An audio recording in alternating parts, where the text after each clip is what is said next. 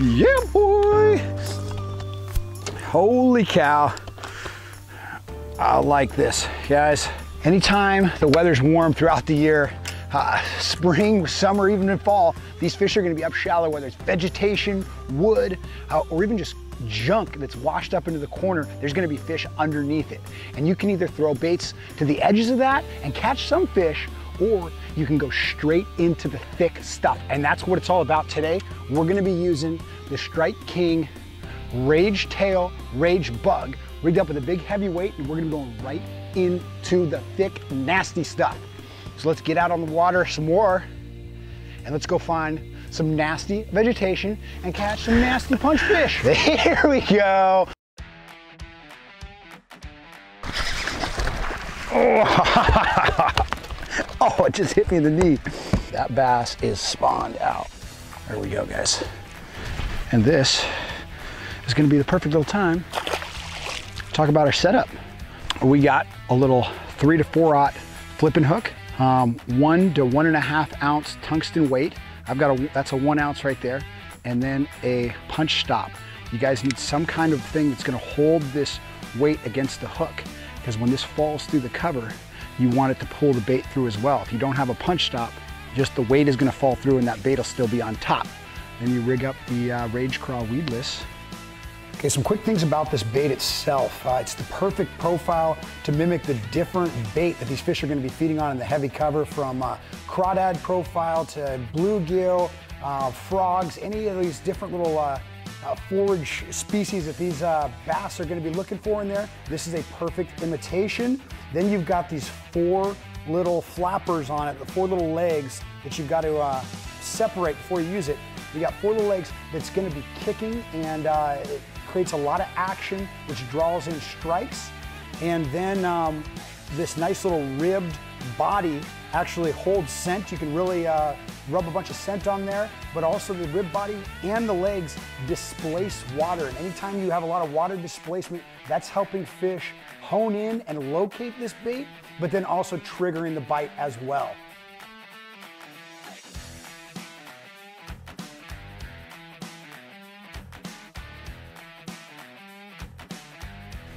I usually use 60 to 80 pound braid. This is 80 pound braid right here, because you're trying to throw in the nastiest stuff. You can find that nasty stuff is where the big fish are gonna be hanging out underneath. And you need to be able to get into places people aren't at. Then I've got a heavy rod. This right here is 7'6" heavy power stick. So I can pull those fish out of the big water. That's the whole point of it.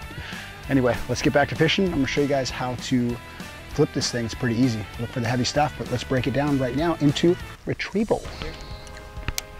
All right, when it comes to retrieval, you're basically just flipping it into any holes or any corners, any openings you see.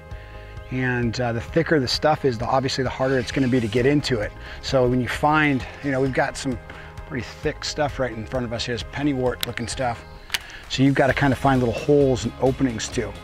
And what I like to do is I like to control. I want to control that fall the whole time. So I'll find a little hole right here, and then as that bait sinks through, I'm just gonna slowly let it go to the bottom. And what I do is I give it a little 1 hop, 2 hop, and then I'm off to the next target. And I'm always looking ahead of myself right here to the next target, the next hole. And sometimes you need to shake it through a little bit. Once it goes through, you control that fall through, hop it once or twice, and now I see another hole about 5 feet down. All right, guys, when you're flipping, always be thinking what's going on, right? So we've got these 4 little legs that are gonna kick as this bait falls. So that's why I wanna control this fall.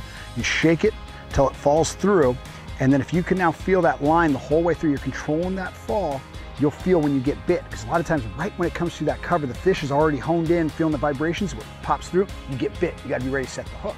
But once it hits the bottom, then I lift up, so that bait comes up, and I let it fall back down. If you lift your rod tip 6 inches, that bait is coming 6 inches off the bottom. If you move it a couple feet, that bait's going way up, way down. A lot of times that's too much for these fish. They just need that bait going hop, hop, hop, hop.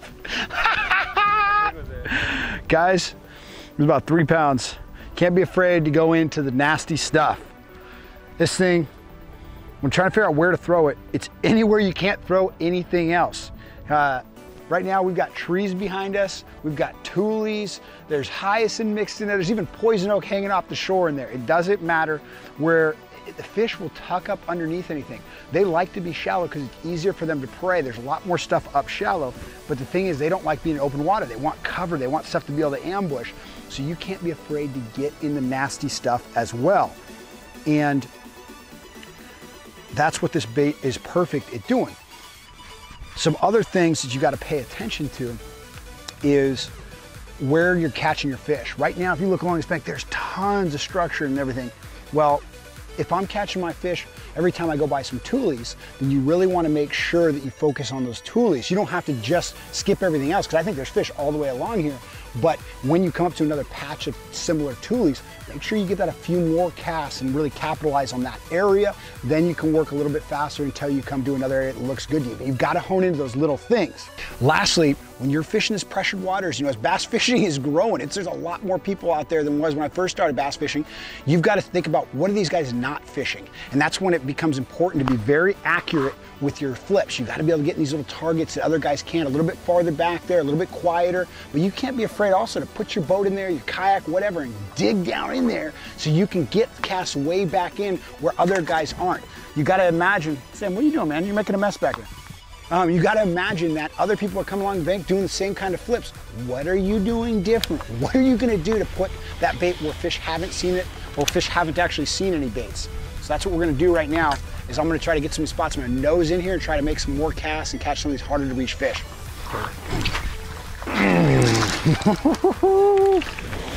Sammy, Sammy.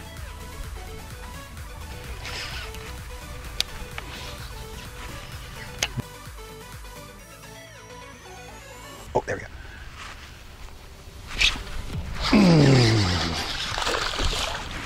There we go.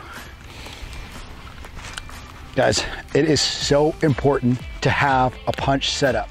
Something that, if you have a lot, I mean, this is easy. If you've got a lot of vegetation, like you got trees and everything, you want to be punching all day long, right? But even if you're in lakes where there's very little cover, you still need to have a punching rod ready to go. So when you come up to that little bush or that little stretch that there's some flooded, whatever, vegetation, pick up that punch rod. A lot of times that's where some of those bigger fish are going to be, right in the middle of that stuff. So if you don't have it ready, you're going to throw around with a spinner bait or whatever around the edges of it. But if you have that punch rod, you can go right up in the gut of that stuff and try to get some better fish. Anyway, guys, the bait that's perfect for that is something like the Strike King Rage Tail Rage Bug that came in the latest Lucky Tackle box. And you know, with all the little legs and everything, you're putting off lots of action, you're drawing in strikes. It's the one you want to go into the deep stuff with. Anyway, guys, Travis here with Lucky Tackle Box. I'll see you on the next video. Hit the thumbs up. Make sure you leave a comment, because I make sure to respond to all your comments. I will see you later. And this has been special guest Sam. Whoa, did you just get mad at me? He got mad at me. He's a little shy. Anyway, guys, I will see you later.